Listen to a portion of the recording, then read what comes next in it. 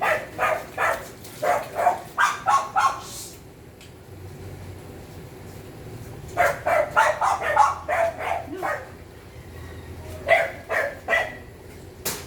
good day mga Airsoft, good day mga kapatid. Hello po sa inyo lahat. Today, this afternoon meron tayong pahabol vlog. No? Pahabol vlog natin, syempre request pa rin ng ating mga Airsoft from different province. Ipapahabol natin sa kanila to. Inaantay ko lang yung info ni Ma'am Sally, okay? Mga malulupit yung mga unit natin ngayon dito, isang pistol, dalawang pistol at isang rifle. Okay. Discuss muna natin habang inaantay natin yung info. Meron kasi nagtatanong, dito yung Airsoft natin, bakit raw kailangan ng CQB or micro CQB kung sakasakaling maglalaro siya sa mga masisikip na lugar like abandoned na hospital, abandoned building. Tinatanong niya bakit daw kailangan yan, no? It is very important na yung gagamitin mo unit is fit doon sa venue mo, di ba? For example, no, maglalaro ka sa mga abandoned na building. So, papasok ka sa mga pintuan. So, ang tendency, pag papasok ka sa mga pintuan, masisikip, di ba? Just imagine na meron kang bitbit na sniper, di ba? Hindi mo maipapasok na nakaganyan ka. It's either ibababa mo or itataas mo, di ba? Ganun yun. So, from the time na ibinaba mo at saka itinaas mo, wala kang depensa sa sarili mo, di ba? Wala kang depensa. Just in case na may aatake sa'yo, talagang sasaluhin mo lang yung bala. Yun yung downside, di ba? Pero kung if you are using let's say a CQB unit, mas madali. Kasi just in case na may natanaw ka, mas madali mong imamaneuver. Just in case na halimbawa nakita mo, sniper ang dala mo, may nakita ka, hindi mo kagad maimamaneuver yun dahil sa haba ng sniper. Pa-check mo na kung visible. No? Dahil sa haba ng sniper. So, unit na ikasa pa yun, di ba?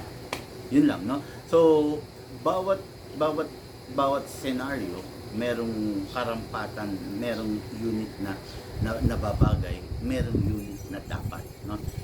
Again, hindi lahat ng senaryo is bagay yung isang unit. Okay?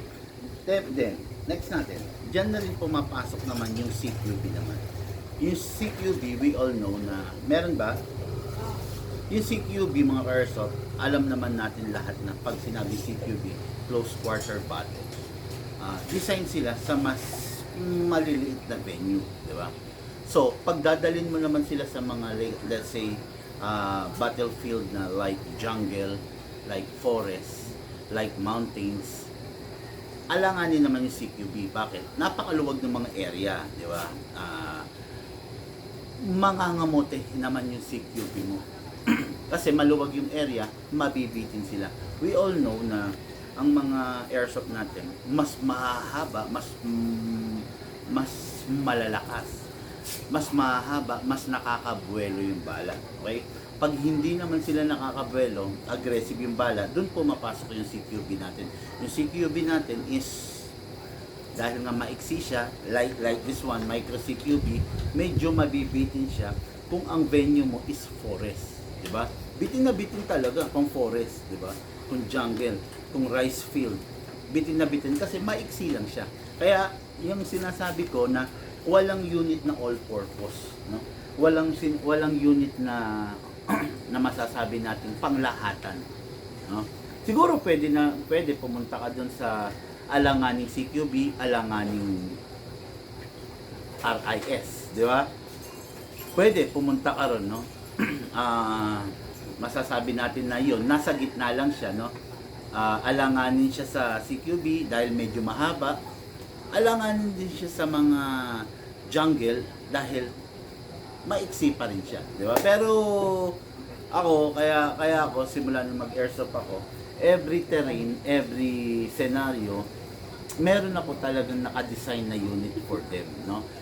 Kaya mostly of the airsoft player na nauhook talaga sa paglalaro ng airsoft, sinisigurado nila na every scenario meron sila. Kaya pag ikaw talaga nagustuhan mo yung paglalaro ng airsoft, 100% sure na talagang you will provide a unit on every scenario. Ayan. Okay, no? Okay, so shout out, good day and good afternoon, Albert Agustin of Pabia, Iloilo. Okay, unit natin kay airsoft, Sir Albert Agustin is the Sig Sauer P226 upgraded version. Oh, ito yung unit niya. Okay, makikita niyo napakaganda, napakatikas, matindi, masarap gamitin, compact, full metal, lahat nandito na rin. Ito yung masasabi nating pinaka-budget meal sa mga Taiwan units, no. Budget meal na pwede na matibay naman, pero syempre kahit anong sabihin natin, hindi niya kayang tapatan or hindi niya kayang higitan or lapitan man lang yung mga unit na ahead sa kanya. Okay, yun yung mga hindi niya kayang pantayan. Okay? Then next unit natin, Eugene. Next kay Airsoft, Eugene Herioso of Rojas City, Capiz. Okay. Unit ng ating kay Airsoft na si Sir Eugene ay the CC Shadow 2, the Everyman's Dream, the Shadow 2. Ito yung sinasabi ko, no? 9mm. 9mm. In terms of bigat, talaga mas mabigat to. In terms of pagiging solid, talaga mas solid to. In terms of full steel to. While to alloy, di ba? Ayun yung mga pagkakaiba. You only get what you pay, di ba? Alam naman natin na malayo ang presyo ng Shadow sa unit na to, di ba? Parehas silang airsoft, parehas silang nagagawa yung performance na gusto nung gumagamit. Pero magkalayo talaga yung performance nila. Ito, pwedeng pang competition, di ba? Sasaba ka sa competition, pwede mong gamitin. They call this the CC Shadow 2, they call this the cheater's gun. Bakit cheater's gun? Talagang halimaw to pagdating sa competition, no? Okay, then yun yung sinasabi ko kanina na hindi talaga kayang tumapat ng mga wag kayong magtataas ng kilay, pero totoo lang yung sinasabi ko. Hindi kayang tapatan ng mga high-end version, high-end unit, yung mga budget meal unit. Vice versa. Hindi kayang tapatan ng mga budget meal unit, yung mga unit na high-end version. Okay? Then, next unit natin, Mark Anthony de la Cruz, Masbate City. Ibingay, Masbate City. Okay? Sir Mark Anthony de la Cruz, ito po yung unit niya. This is the Scion Micro CQB. Ito pa rin yung dinidiscuss natin kanina. Magkaiba ang size nito dahil ito DMR, iba ang size niya. This is the Micro CQB. Ang CQB kasi mga ganyan kahaba. Dito, Micro CQB, iba pa rin ang size niya compare mo sa DMR. Ang DMR, talagang mahaba, isang dipa. Di ba? Kaya ganun. Yun ang pinaka-difference nila, yun ang pinagkaiba nila. Kaya, bawat unit merong designated, no, na lugar na paglalaruan, no. Maliban na lang kung ikaw yung tipo ng tao na maglalaro ka lang sa bahay, pang-alis stress. Sa pang-alis stress, hindi ko pa rin maisasuggest yung budget meal, sa totoo lang, no. Kasi ganito yan. Tandaan nyo yung isang bagay, kaya naging cheap quality yan, kaya naging budget meal yan, kasi mas mababang uri yung materyales na ginamit. Kaya nga naging budget meal yan. Isipin mo na lang, magiging mura ba yung isang sasakyan kung high-end lahat ng accessories na nilagay doon? Hindi, di ba? Yun. Kaya naging budget meal kasi came from the word itself. Yung mga nakakabit doon is budget meal. Yan, no? Kung pang sarili mo, pang bahay, pang stress reliever, don't go for budget meal. Kasi sabi nga stress reliever. Tanong, paano maaalis yung stress mo kung yung airsoft mismo yung stress mo? Di ba? Kailangan maalis yung stress mo eh. Kailangan number 1, matibay, malakas. Paano maalis yung unit mo kung yung unit mo budget meal, gawang Lunes, Sirang Martes? di ba? Kaya hindi maalis yung stress mo. Isa siya sa magiging stress mo. Kaya importante na makakuha ka ng unit na maayos at maayos na dealer, maayos na seller. Okay? Pag nakatagpo ka ng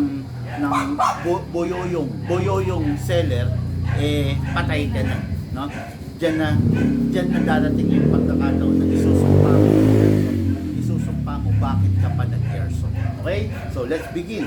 Unahin natin yung unit sa Elbert. What is good and special about this full metal mula ulo hanggang baba? Alloy. Okay? Huwag kayong malilito pag sinabing full metal, hindi bakal yun. Pag sinabing full metal, alamin nyo muna, ang metal, ang stainless metal yan, ang gold metal yan, ang silver metal yan, ang brass metal yan, ang bronze, ang zinc metal lahat yan, ang aluminum metal lahat yan. Kaya aalamin ninyo pag sinabing full metal, ano ba yung pagiging metal niya, composition ng metal. Ito is alloy, full alloy. Okay, alloy zinc. Yan, no? Kumbaga hindi siya steel. Kakaiba sa CC Shadow. Ang Shadow is full steel, lalo na yung laman nito. Okay? Ito is alloy, so Taiwan naman siya, okay naman siya. Kaya lang, syempre, budget meal edition nga siya, hindi pa rin niya kayang tapatan yung mga unit like matataas na version, matataas na model. No? Okay, so this is the unit. So to release the magazine, press lang natin dito. Oh, by the way, no, makikita nyo may hammer siya, may beaver, meron siyang trigger, may hammer, pero wala siyang beaver tail dito. Yan talaga mga design ng mga 9mm. At isa pa, double action siya. Okay, double action, press the trigger, makikita nyo yung hammer niya bumababa. Okay, then dire-diretso lang, makikita nyo yung hammer niya magpo-pull back. Yun. Ibig sabihin, double action siya. Same as this. CC Shadow, double action din. Okay? Mostly ang mga single action is the 2011. Chain ano yan? Iangkas mo sila? Dalawa? Susunday ko sila. Okay. No? Mostly of the mga single action pistol is single action pistol is 2011, 1911, 'di ba? 'Yun yung mga single action. Meron pa rin mga tinatawag na hammerless pistol. Mostly of the hammerless pistol is the Sig Sauer Tactical, Glock, yan mga hammerless yan. Wala kayong nakikitang hammer na pumapalo. Yung hammer no nandun sa loob, pumapalo ng pagano. Okay? So let's begin mga airsoft. No, this is the Sig Sauer na exact replica of the Sig Sauer 9mm pistol on live. No? So this is the magazine. Ang magazine maximum of 27 rounds. Ngayon, sprayan natin ng silicone oil. Sabi ko sa inyo, huwag niyo papabayaan sa silicone oil. Press the valve, then spray. After that, nasprayan mo na, hayaan mo pumasok yung oil dun sa valve. Paraan natin yon para hindi masira yung valve, hindi masira yung o-ring, then malesen yung wear and tear ng unit. Pag wala kang silicone oil, hindi mo mahal yung unit mo. Ibig sabihin, pag may silicone oil ka, ibig sabihin, mahal mo yung unit. Okay? Spray tayo sa inlet valve. Okay. Then sa unit, kasa natin, i-lock manually, then spray tayo sa nozzle. Okay? Then release, then rest. Okay. Ngayon maglagay tayo ng gas. Wala akong gas, Ma'am Sally. Ay, sorry. Oh, share done, sabi ni Alan Villaris. Okay, share done, sabi ni John Paul. Okay? Ang ganda ng background, maaliwalas sa mata. Mga bonsai ko yan, mga bossing. Ako kasi, kung kayo ang hobby nyo is airsoft, no? Airsoft ang hobby nyo, pang-alis stress nyo ay airsoft, no? Ako naman, ang hobby ko is riding a bike, ay motorcycle, and bonsai, no? Yung airsoft, hindi ko hobby. Yung airsoft is trabaho ko yan, di ba? Isa sa trabaho ko yung airsoft. So, pang-alis ko ng stress ko is yung bonsai at saka yung motorcycle. So, ang stress ko dahil ang trabaho ko is airsoft, yung airsoft. Di ba? Parang kayo, halimbawa kayo, driver kayo. Gusto mo ng mga sasakyan, nagda-drive ka. Yung pagda-drive is hindi mo hobby yun. Di ba? ang hobby mo is playing airsoft. Yung pagdadrive, hindi mo hobby yun. Stress para sa'yo yung pagdadrive. Ganun yun, no? Okay, upside down, press, sakto lang natin, then press down. 1, 2 seconds lang is enough na para sa isang puno ng magazine. Okay? Then, syempre, hatak pababa, all the way. No, ano ko, ha? Ayan. All the way, then, lagyan natin ng bala. Pump lang po, using a reloader. Okay, no? Ngayon, Nawala. nawala yung live? Hindi, Ako. resume. Resume. Okay. Okay. Okay, saan ako magpo-fire? Siguro doon na lang sa kumot, no? Okay, no? So, sige, pwede. Hindi, wag, sayang yan. Pasok sa unit, no? Pasok sa unit. Kasa. Ready to fire. Firing! Ubos ang hangin ko. Okay, sorry. Naubusan ang hangin. Wala na kasi ito, eh. 1, 2, 3. Naubusan ng hangin kasi pagpasensyahan nyo na, sinisimot ko na lang yung yung gas kasi nanghihinayang naman ako na itapon yung gas kasi kahit papaano meron pa ako na nararamdaman. Pasok ulit. Ready to fire. Firing.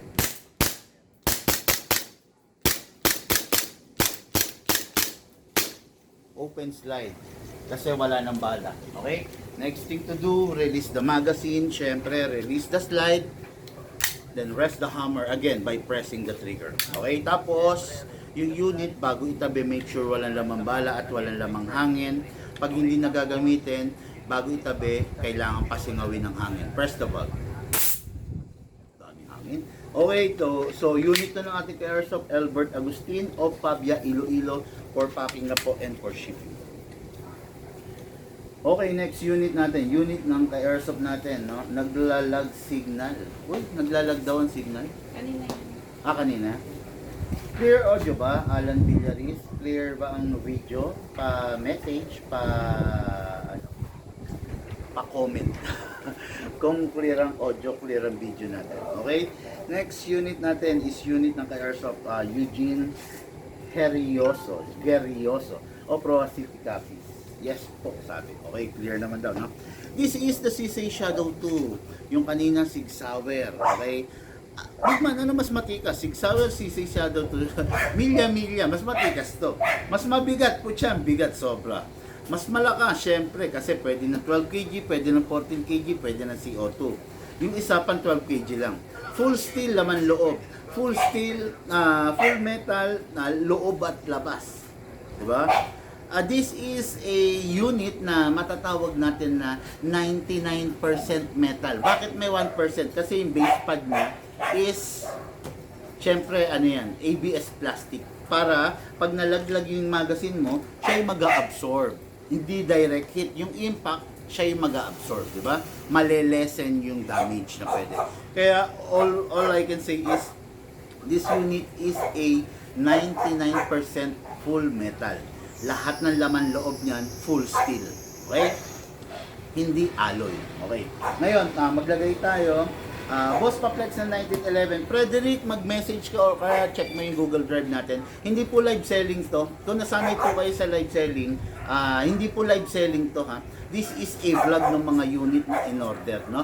Kaya negative po dito yung pa-flex. Siguro bago ka lang nasanay ka sa live selling, hindi ulitin ko, hindi po to live selling. Vlog po ito nung unit ng ating ka-airsoft na si Gilbert, Eugene at saka si Mark Anthony. Okay? Hindi po to live selling, kaya hindi po kayo pwede magpa-flex. Vlog to nung unit nung tatlo nating ka-airsoft. Okay? Okay, spray tayo ng silicone oil sa valve. Okay, after that, dito rin sa inlet valve. Okay, tapos gas. Okay, 12 kg, 14 kg, CO2 pwede rito, pero gamit lang muna tayo 12 kg kasi itong available natin. Okay, sakto, then press down. 1, 2, okay, 2 seconds. Sobra na siguro yun para sa isang full rounds, okay? Maximum rounds ng isang CC Shadow is 28 rounds, pero lagi -5. So, it is safe to say na 20 to 23 pwede na. Okay? Baba to, hatakin to, put your right thumb here. Bakit kailangan put right thumb dito? Kasi baka mabasag tong maglip. Okay? Pag nabasag to, tatalsik na yung bibis nyo, hindi nyo na magagamit. Put your right thumb here, all the way, then dito ilalagay yung bala. Pump lang po tayo.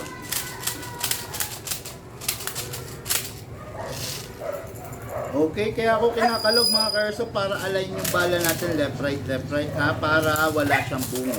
Ngayon, kasa natin yung unit. Lang. Battery pa lang. Then, lagay tayo sa nozzle. Ha? Battery. Ang ano? Yung Meron na. meron ka na dyan. Meron na rito.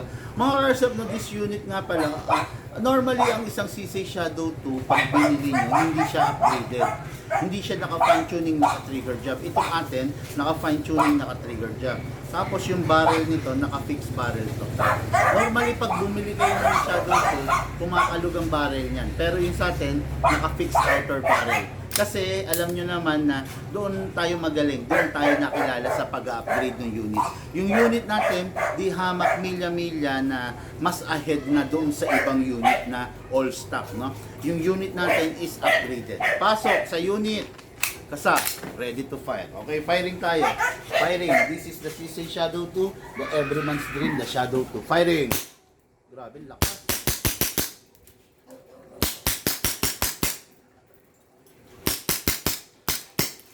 Open slide kasi wala ng bala. Okay, next thing to do, release the magazine, syempre. Release the slide, then rest the hammer by pressing the trigger. Pansin nyo, wala siyang beaver tail. No? Mostly 1911, 2011 na may beaver tail. Si Shadow wala kasi 9mm siya. Tapos, yun nga, sabi ko, pag hindi nagagamitin yung unit, yung magazine, bago itabi, make sure walang lamang bala at syempre walang lamang hangin. Tumitingin si Jason, mukhang may kailangan. Hapon na eh. Okay. Ayan. Release lang natin yung hangin at make sure wala lamang bala. Uy, ba't hindi off yan? Okay, so the best. The CC Shadow 2, the Everyman's Dream, the Shadow 2. Grabe ang bigat. 3 and a half. Kulang-kulang 3 kilo. Ang bigat talaga ng Shadow 2, no? Grabe talagang solid. Announce ko staccato parating na, no? Parating na staccato. Ang staccato is siya yung pumalit sa 2011 STI. Okay? Soon mawawala na yung word na STI. Ang papalit 2011 staccato. Nag-rebrand na ng name, nag-change name. I don't know the reason why. Pero nangyari yun during the pandemic, no? So, mawawala ng STI, pinalitan ng staccato. Okay? Last but not the least, and for the main event, this is a Scion Arms Micro CQB. Tignan nyo, napakaliit niya pero napaka-effective niya. Sabihin natin medyo mababang FPS na, which is nasa 420 lang. Pero bumawi siya in terms of rate of fire. Napakataas ng rate of fire nito. Yung 1 seconds na press mo, nasa 20 to 25 rounds na agad. Dudumugin ka, kumbaga, kinagat ka ng aso versus kinagat ka ng langgam. Okay? Yung langgam, 1,000 yung langgam, yung aso isa lang. No? Ganun to kasakit. Okay, so this is unit unit natin sa Airsoft Mark Anthony de la Cruz, EB9, Masbate City. Okay? Full metal mula ulong ng paa. Mas gwapo to kung merong scope bossing. Ang AEG merong charging handle. Pero ang AEG, hindi kailangan ikasa ang charging handle. Okay? Ina-access lang natin to pag nag-upgrade tayo dahil mag-a-adjust tayo ng half-up rubber para makuha natin yung tamang calibration. Kung hindi ka rin naman nag-upgrade, wag mo nang binababa-baba, wag mo nang kinakasa-kasa kasi baka magkaroon ka pa ng problema. Wag tayo magmamala action star. Gamitin lang natin yung unit ng tama base sa pangangailangan niya. Okay? Sinabi ko sa inyo, wag nang ikakasa, wag nyo na ikakasa. Kasi pag kinakasa-kasa nyo, pwedeng masira yung spring, pwedeng mapingas yung alloy na charging handle. Magkakaproblema pa kayo, di ba? Okay, ito yung mga unit na sinasabi ko na ano siya, modern type, PCC style siya, di ba? Mahaba yung magazine niya, di ba? Ito yung mga unit na masasabi kong bagay na bagay rin sa mga seniors natin, sa mga bata, and even sa mga pro. Kasi bakit? Napakasarap nitong unit na to dahil sa construction na ginawa sa kanya. Hindi ganun kataba to, mapapansin mo. Then meron siyang built-in na angle grip dito para iiwas ngawit dun sa gumagamit. Kung mapapansin ninyo, yakap na yakap ng kamay ko. Sarap, di ba? Okay? Ang dalit ni maneuver, oh. Di ba? Madali siya. Napakaganda nito. Tapos makikita nyo yung buttstock niya hindi ordinary common. This is a mag-full buttstock. Ganda, di ba? Okay, so wala naman na, yun lang. Equipped siya with a single fire and a rapid fire. Okay? Ngayon, alisin natin to. Kasi dito nilalagay yung magazine. Okay. This is a battery zone. This is the battery. Ang battery upgraded. Yan ang free natin dito. Okay? Ang battery upgraded. 1 full charge of the battery is good for 10 magazine kung M4. Pero dahil since slim type to, which is 240 rounds ang capacity, isang full charge dito is equivalent to 15 na ganito. Okay? Kaya masasabi nating madami na. 15 na 240 rounds. 240 pala. Ano ba sabi ko kanina? 260, 240 rounds, no? So, okay. So, ang battery, china-charge 2 hours. Ang battery, may lifespan 2 years. After 2 years, mabilis na siyang malobat. Ang battery, china-charge 2 hours. Kung napuno, good. If not, bunutin mo na, i-resume na lang yung charge. Okay? So, lagay natin, pasok natin dito sa buttstock, yung battery. Okay, then saka natin ipa-plug, no? Ipa-plug natin. Okay, after that, secure natin yung all wirings. Uy! Secure all the wire bago natin ibalik ito.